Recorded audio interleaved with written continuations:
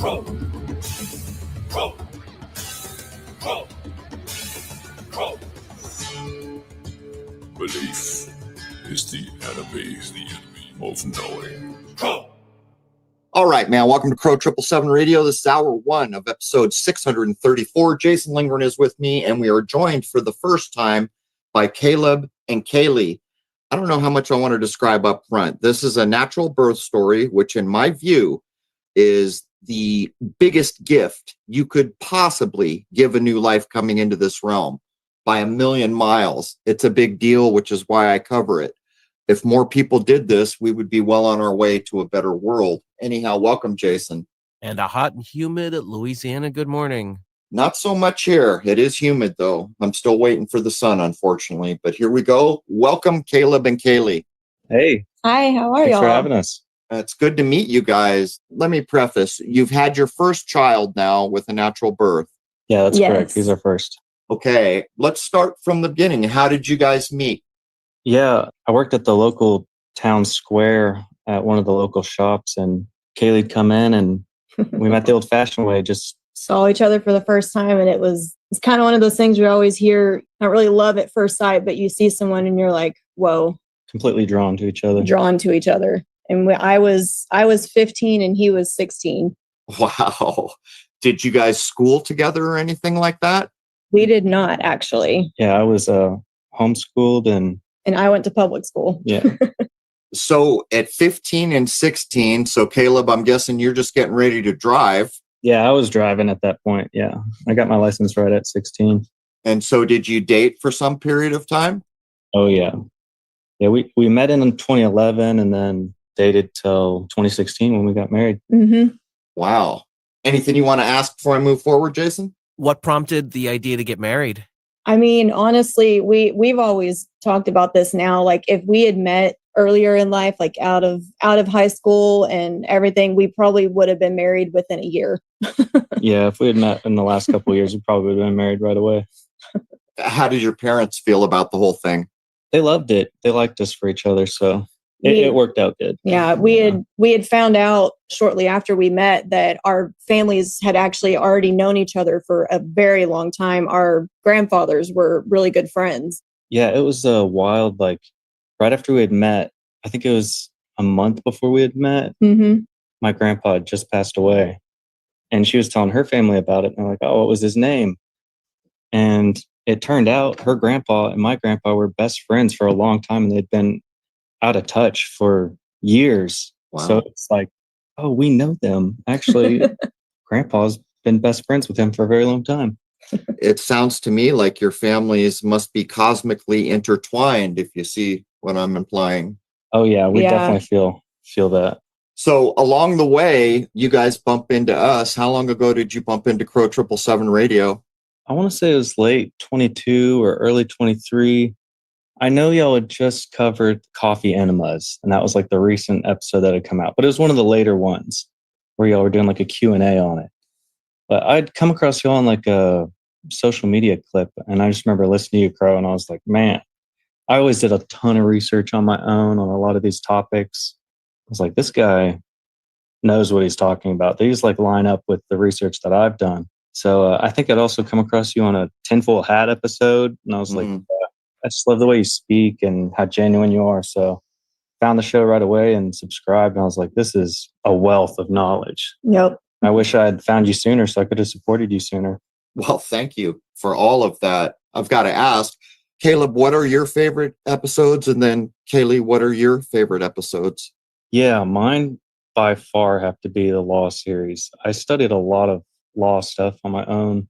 Prior to the show, I have legal dictionaries in my house, but I never like pursued it further because I wanted to do some of these things y'all discuss on the show. I just didn't know. I just wasn't confident in like where I was learning the information. So once I found yours, I was like, man, I want to do the How to Win in Court Without a Lawyer course. So just with a baby, I haven't had confidence that I had enough time to study it. So I wanted to wait until he was a little bit older and then dive into that. But the law series, Fortune is amazing. I work outside a lot, so I'm watching the sky all the time. Sunrises and the contrails and chemtrails, and taking pictures of them. Like, yeah, that's not normal. You see planes not spraying and you see planes spraying, doing tic-tac-toe in the sky. It's like they're definitely covering the sky. But yeah, it's the cymatics because I'm in farming. So it's always interesting thinking about the colors and the frequencies of different flowers. And spagyrics is definitely interesting as well. Kaylee, so that's Law and Fortune were the top two for you, I think, and then followed by a few others. What about you, Kaylee? What are your favorites? Well, whenever Caleb started listening to your show, he would play me a few episodes, and whenever we would go on trips and stuff, and then he introduced me to the Fortune episodes, and those were the main ones that really grabbed me. Just listening to everything that Fortune would say and just how he speaks in general, his voice is just mesmerizing to listen to. A lot of people say that. Yeah, it's just, he is amazing to listen to. And then whenever we found out we were pregnant, I just instantly dove into the natural birth episodes and everything birth related. Well, what you guys just did for your new child, in my estimation, is the biggest gift that can be given, particularly in this era. But I'm glad you guys both really like the Fortune episodes. Yeah. The man's an astounding man. And I think we're going to have Fortune on before too long and do another Fortune episode. But let's cut to it. You guys ended up naming your new child. Can you talk about that for a minute? Yeah, we were on the fence about making his first name Fortune. Whenever I hear the name Fortune, I can just hear his voice, and it's just inspiring. And like every time I hear his voice, which I think of his voice when I hear his name, it just makes me want to be a better person. He's so inspiring. So, but we ended up choosing Emmitt for the first name. It's kind of a sounds like is like situation, but Emmitt means whole, universal, and truth. And always joke, Kaylee never dated an Emmitt, and I never dated an Emmitt. So it worked out. But we wanted something very, very unique and not heard very often. And we always get told, well, did you name him after Emmitt Smith, the football player? And we're like, no. No, neither of us are football fans. We didn't even think of that until after we had named him. We're like, oh, wow, he's actually... I always think of Doc Emmett Brown from Back to the Future when I hear that name. Yep. Yeah, I hadn't thought about that until Rose had mentioned something.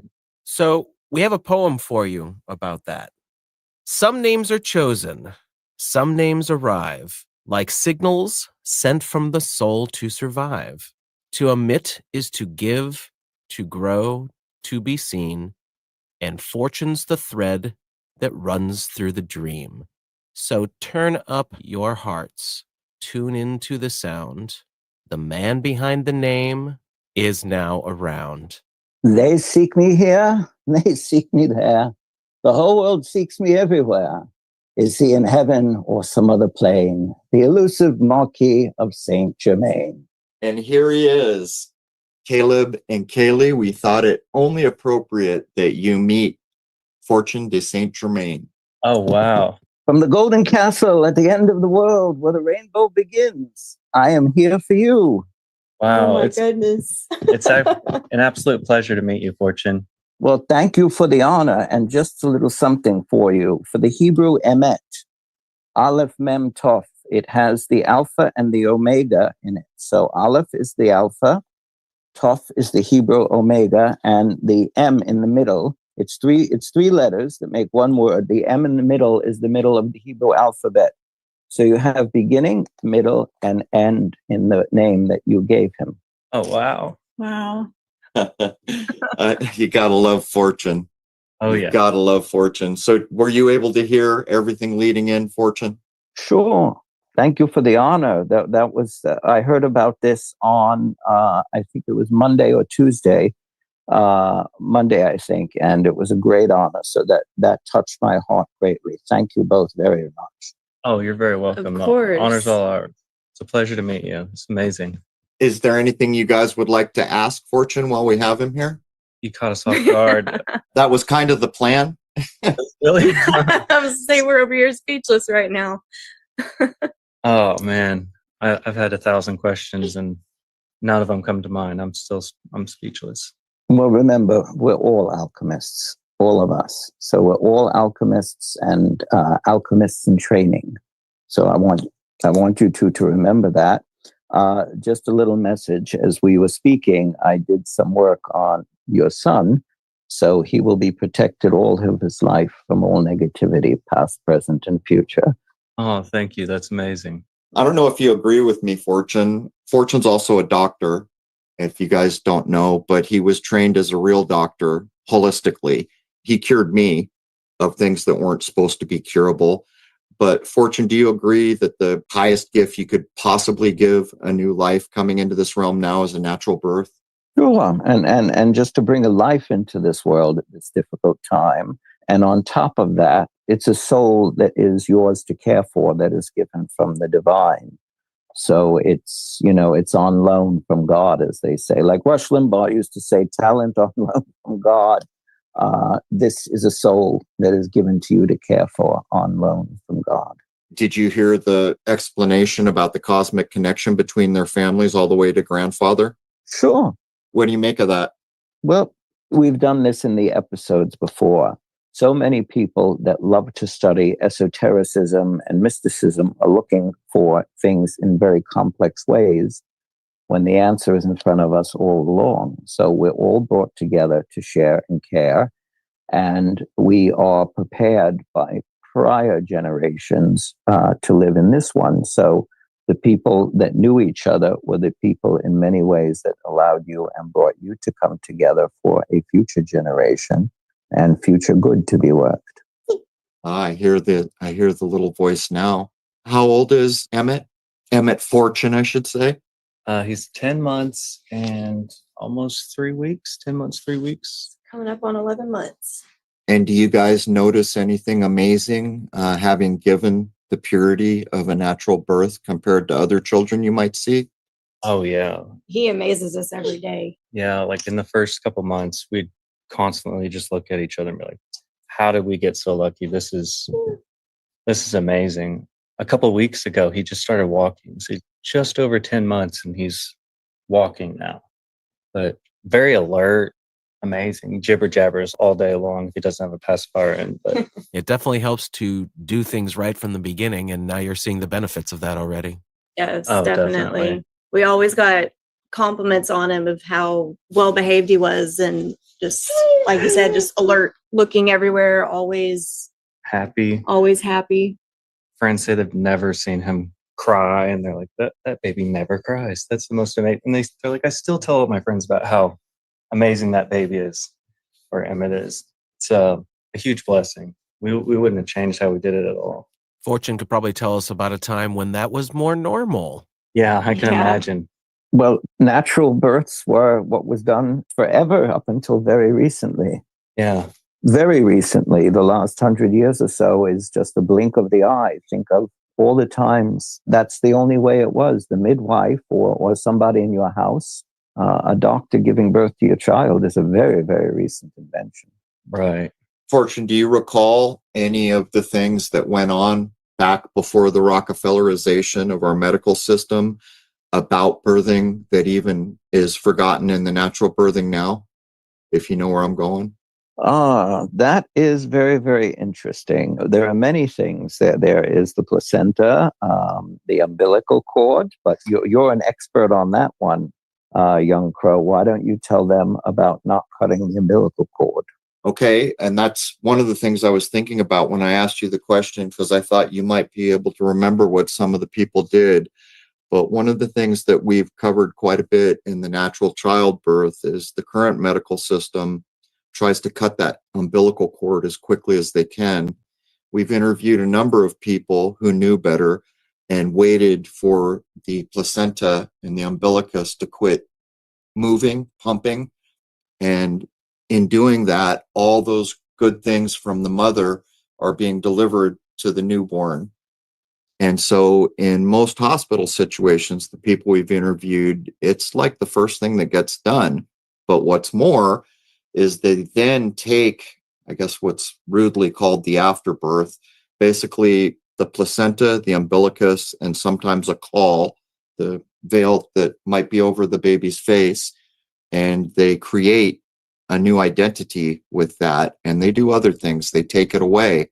Many of the natural births that we've covered lately, they claim those possessions, which relates to the whole lost at sea thing, which I won't get into here.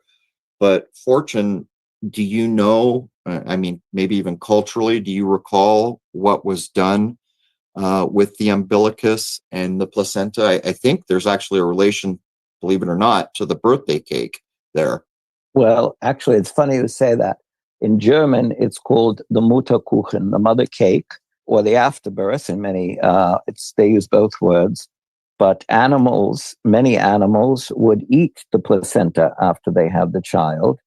And that placenta in human form has been used since the 30s by the Filatov Institute, where they used to take a piece of the placenta, they would take an incision below your navel, and they would put a large chunk of placenta under there, and it would take about a year for the body to absorb, and that was an anti-aging process. But now they use the placenta in processed form, which is just as good, and you can take placenta injections, which are absolutely fantastic for the human body.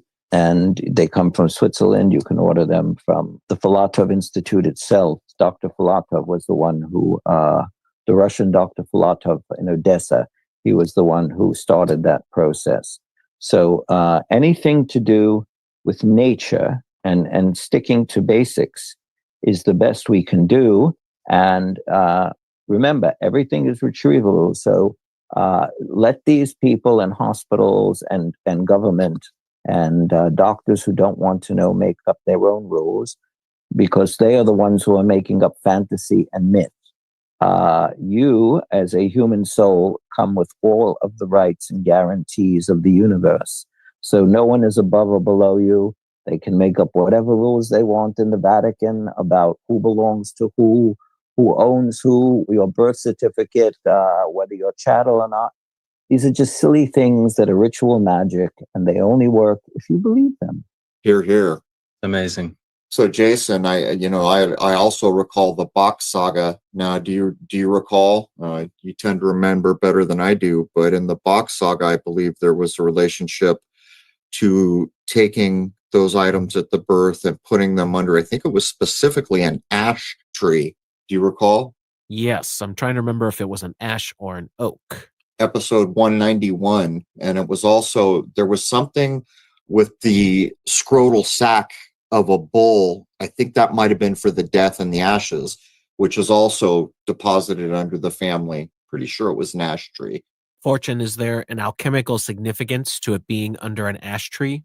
Well, there's an alchemical significance to everything. So I would have to go up and see exactly what. I'd have to take a look in my old books and see what the ash tree exactly was used for and what its properties were. So sometimes people throw curveballs. We had one that was very funny, since we all like esoteric things. They had asked me once for somebody who is an alchemist that you both know and like. Dr. Balderson wanted to know what the metal for the North Star Polaris was. And I said, I'll come up with it. No one can find it anywhere. So I said, I'll tell you this one. It's either silver or white or a combination of both. So I went to one of my gurus who's still alive and taught me. And I asked her, and without batting an eyelash, she said titanium. So everything has an alchemical property, because we are all reflections of the light and sound. Those people who choose to do bad rather than good, they have forgotten that they are a part of the greater whole. So they are basically discordant energy that needs to be brought back into harmony.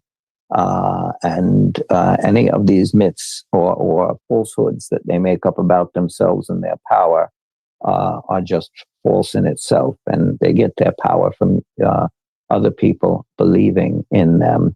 But your child has a very strong root chakra, and that means he is going to be very, very attached to Earth and this world in a good way.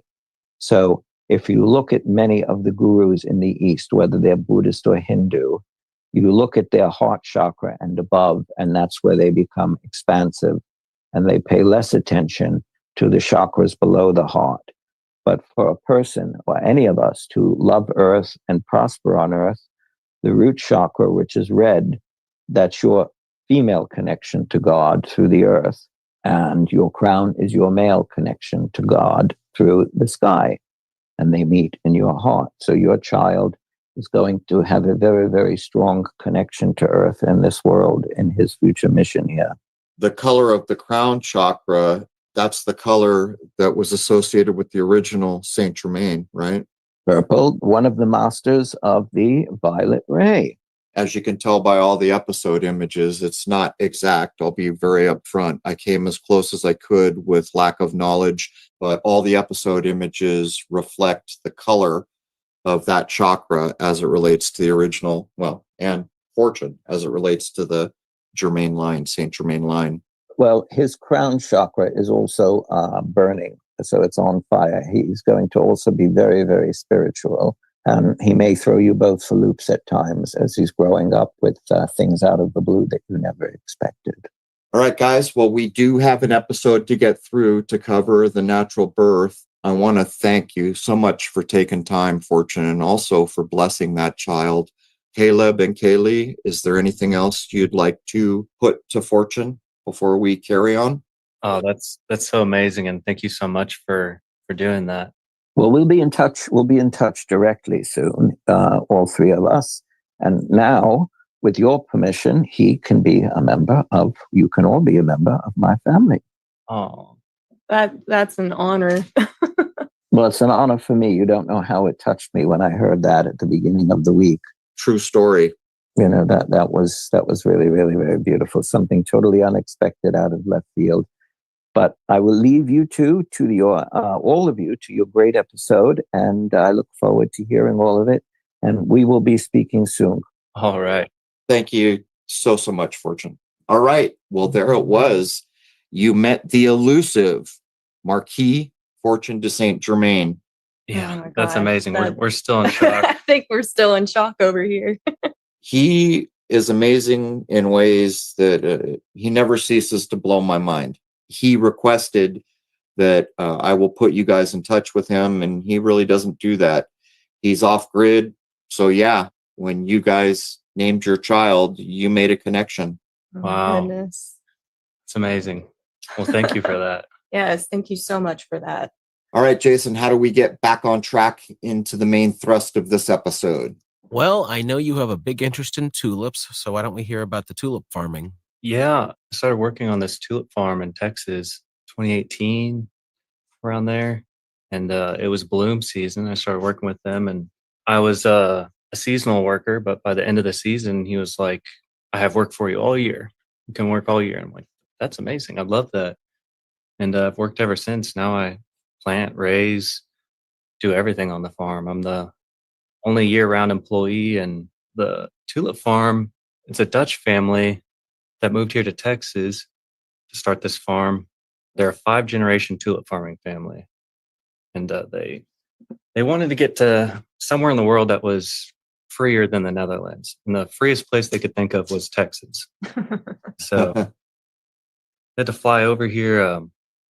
It was 5+ times just testing soil on different farms to find one that was good for growing tulips. It's a blast. It's the best job I've ever had. I don't want to do anything else. It sounds amazing. I've got to ask a few questions. What is the bloom season? I mean, you have access to generational information in this. I mean, if you wanted to get interested in alchemy, you are standing on the right corner.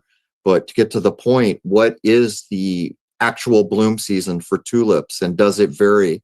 It varies a little bit. It's a short season in Texas because it gets hot quickly. It's different from a lot of different bloom seasons because of our climate. So it's late February to early April. Sometimes we don't make it into April before it gets too warm and they bloom out. But we grow the tulips and we just open to the public and let people come in and pick and purchase their own flowers. So during the bloom season, Kaylee will come in and wrap bouquets for people. But it's amazing. It's a very unique, fun job. I think of alchemy all the time while I'm working there. And I'm listening to the show very often too. So Especially when the bees start coming in. yeah, I love the bees. The bees are amazing. We've had multiple swarms come through, and they'll ball up on a tree or somewhere near the flowers and explore the flowers. And in a day or two, they're gone. But we have had some locals come bee box them and make new homes for them. Double connection to a higher realm. Yeah. In the same way the bees are connected to higher realms, the scent of a flower is as well, which makes perfect sense. And the bees can sense and probably even see much more of the electromagnetic spectrum than we can. We're nearly blind. We see 0.003% of the electromagnetic spectrum. But I had asked you this earlier, actually, before I asked you that, does the family, the generational family that's teaching you the farming techniques, do they have any remembrance that they've told you about the Dutch market collapse when they totally based everything on the value of tulip bulbs? I don't think I remember that specifically, but there's definitely a lot of Dutch history I've learned, specifically like corruption to the king and queen there, which I didn't know they had a king and queen. But yeah, there's a lot of history I've learned from them, but I don't remember specifically that one. You should ask. Jason and I should do an episode. It's a complete window back in time. If I had to guess, maybe the 1600s, I'm not sure, I've forgotten, but how a market can be based on just about anything. And it got to the point where certain tulip bulbs were worth millions, literally. And then the bubble burst. But to ask you one more flower question before we shift back over, you and I mentioned to each other about the black tulip, which showed up in Rhode Island, I don't know, maybe 5 years ago, I started seeing them. See, here, the seasons, one thing I like about Rhode Island, the first thing that comes is the dewdrops and the crocus, then the daffodils. And not long after the daffodils, the tulips come, and you know you're right in the season. But those black tulips, the first time I saw them, I was like, wait a minute, how can a flower be black? And then as I saw them over time, I realized it's a very deep purple. But do you guys farm the black tulips? Yeah, we've had one or two varieties that are nearly black, extremely dark. They're beautiful. They're definitely one of my top favorite. Just the color uniqueness is just phenomenal. We don't always get them because it just depends on like the grow season, how they breed them in the Netherlands. But for multiple years, we've had them. I think this previous season, we ordered them, but they weren't able to fulfill that order. If we get some this year, I'm going to definitely send some to you. Oh, wow. Thank you. Do you have a favorite? What if we set I call them deep purple. If we set the deep purple tulips aside, do you have a favorite? Oh man, we plant over 100 varieties. I never knew there was so many varieties of tulips, but I have a few favorites. And it almost changes every year too. But one of my absolute favorites is Caribbean parrot, and those are beautiful. Orange? They're like a yellow with like a pink fringe edge to the petals. The petals have like a orangish. They're a yellow orangish fringe on the edge. They're one of the tulips where if you look at it, you wouldn't think it's a tulip. Yeah, it has a ruffled lip, like, you know what I mean? Yeah. Parrot's a type of variety, and it's the Caribbean parrot. But gold dust is gorgeous. They're a little spiky fringe on the end, and it's yellow gold looking with a red center. They're beautiful. I think my favorite's probably the ice cream tulip. Yeah, have you ever seen an ice cream tulip? I haven't. It looks like an ice cream scoop blooming out of the center of the flower. I'm gonna have to look it up as you're speaking. Yeah, it is probably one of the more unique ones, and it's one of the ones that's tricky. Yeah, they're a sensitive one, and they're very difficult to grow. But oh wow, it almost reminds me of a chrysanthemum blossom that hasn't opened. Yeah. Oh, but wait a minute. It's got, I didn't catch it at first. It's got like a normal tulip around that center that looks like ice cream. That's amazing. Ice cream scoop blooms right out of the center of the flower. It's amazing.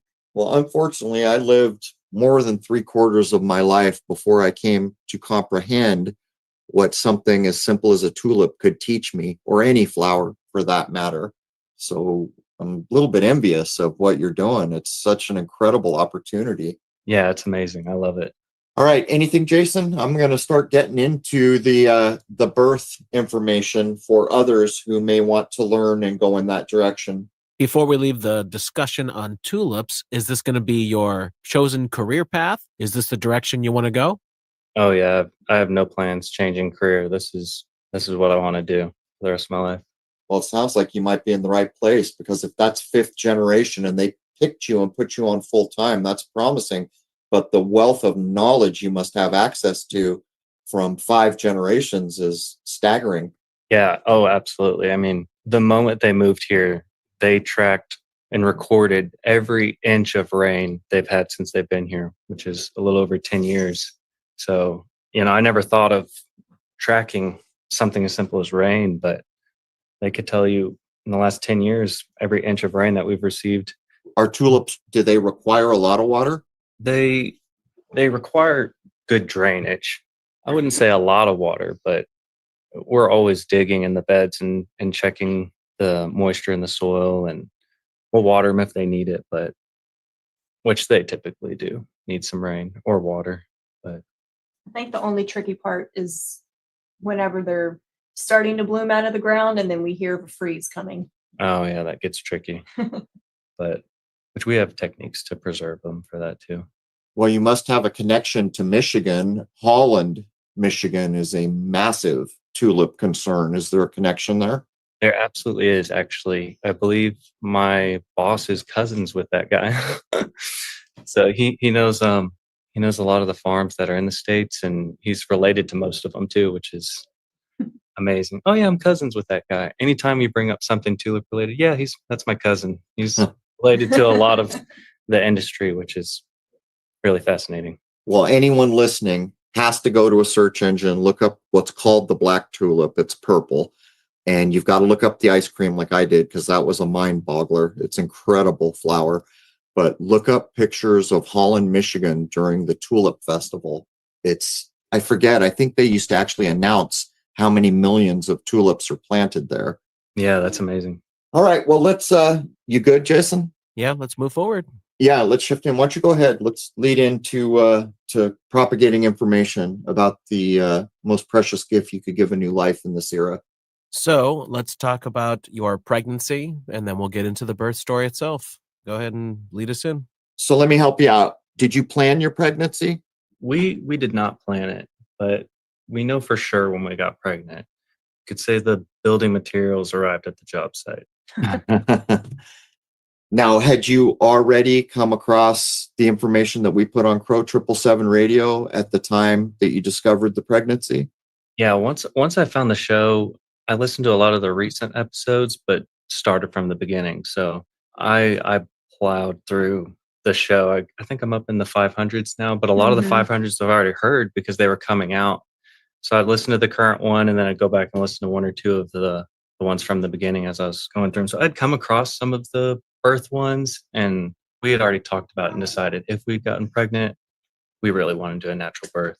But once we found out we were pregnant, went through a search and just started going through all the pregnancy ones again. Mm-hmm.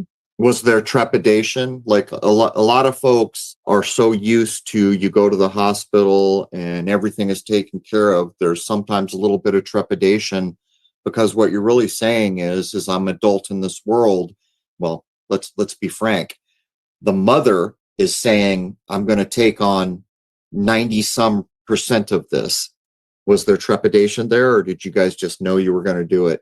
I mean, not really, honestly. I went into whenever we found out we were pregnant, and even before then, I knew that I wanted to do a natural birth.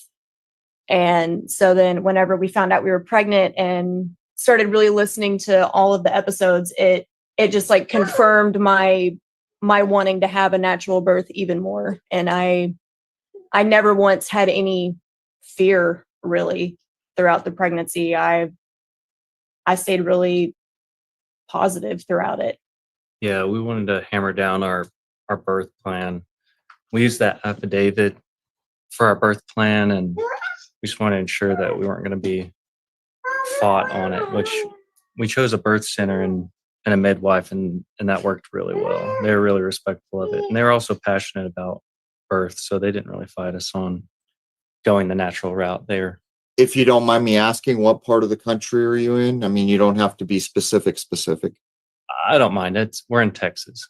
Do you feel like there were certain parts, like if you went back and listened to the natural birth episodes we put out, were there parts of those episodes that were super helpful? Yeah, absolutely. Just an idea of the type of questions they would, or how they would try to trick you and push vaccines and things like that. And yeah, absolutely. It definitely helped us understand. Here's the different happening you were talking about. 10 months and almost ready to talk, I think.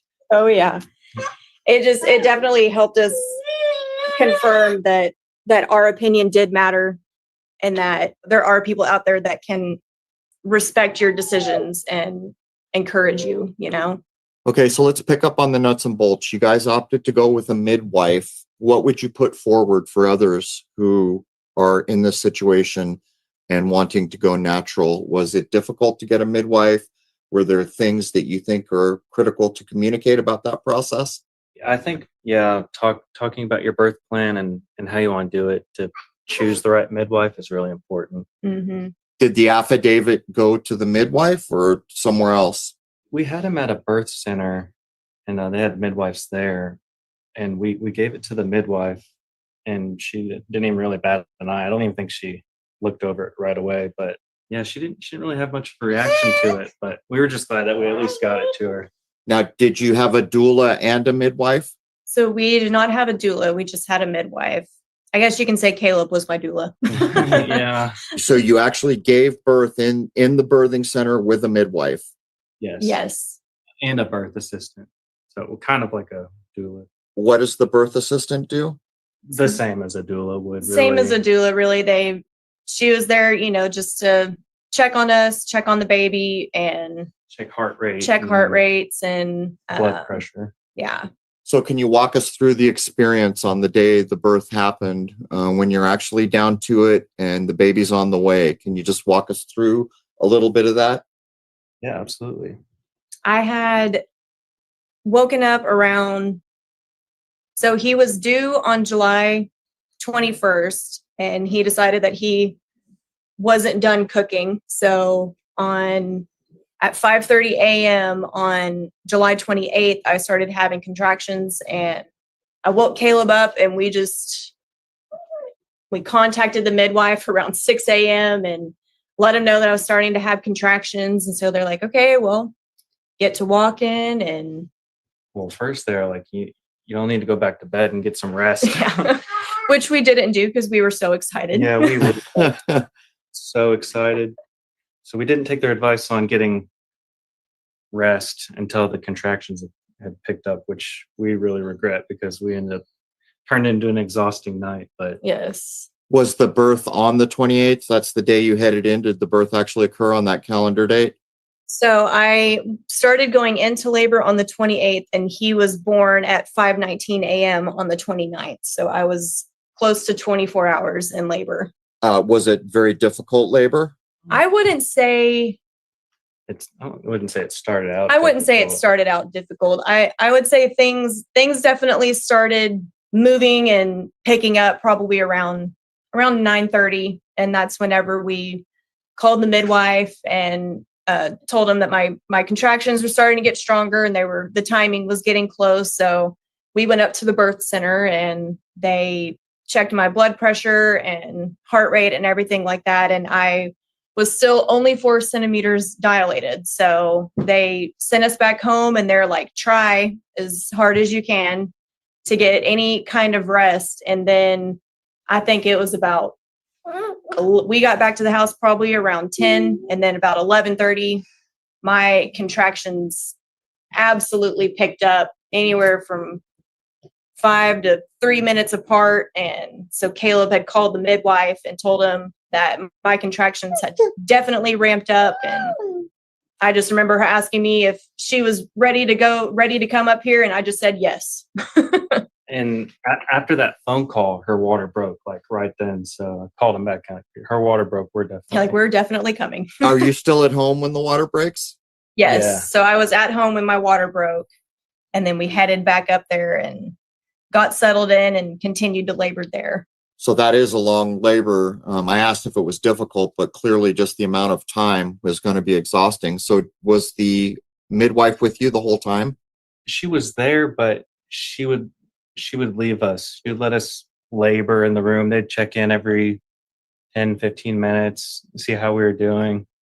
So they weren't like hovering, which was nice. It was checking on us, seeing how she was progressing. Mhm. I mean, I could just open the door and get a hold of them in a moment if I needed to, but she had progressed enough to begin pushing. So I have to say, at this point too, around midnight, the contractions had picked up to the point where Kaylee's becoming like delusional. So I was she by that point, everything is a blur to me. I was in another dimension by this point. Exhaustion, right? Yes. So I'm going to try to fill in this part of the pregnancy as much as possible because I was a little bit more coherent at that time. So let me jump in here for a minute. Jason, how close are we? We should probably wrap this up and then do that in the second hour. Yeah, so I want to get a smooth play-by-play so people know what to expect. So when we come back in hour 2, we're going to jump right in on the babies on the way and what you experienced and all that, hopefully benefiting others who have an interest in giving this most precious of gifts. Are you guys going to be interested in being contacted by anybody if they have questions? Yeah, I don't mind. Yeah, of course. I think what we're going to do is we're going to push that into hour 2. I mean, what do you think, Jason? That depends upon how much you want to be contacted. If we have your contact info put out in hour 1, it's going to go out to a lot more people. So there's the potential for you to receive a lot more contact. Yeah, because we have a baby and we both work, I would say hour 2. Okay. So what we're going to do is I'm going to wrap up. And when we come back, we're going to pick right up and start to get the description of what happened as the baby arrived. Hour 1 is free to everybody at crow777radio.com. That is CRROW777radio.com. Members know to log in for the full episode, and members get access to all the forums and comment sections. They can create top-level topics, and they can stream the 2-hour film called Shoot the Moon whenever they feel like it. Shoot the Moon covers all my older telescope work. Much of it is focused on the moon, has all the lunar waves, and then some. UFOs, shooting orbs, all kinds of stuff, to include the initial filming in 2015 of the so-called second sun. Also, on the website are still images that have been requested from my current solar telescope. And lastly, members get exclusive access to my current solar work, which I hope will culminate this season with me obtaining a capture on the other body that I call the second sun. With that, we're going to take a short break. I hope to see you logged in as a member for hour 2. And I'd like to wish you all a happy, healthy, and higher-minded new era. There it is, man. Cheers.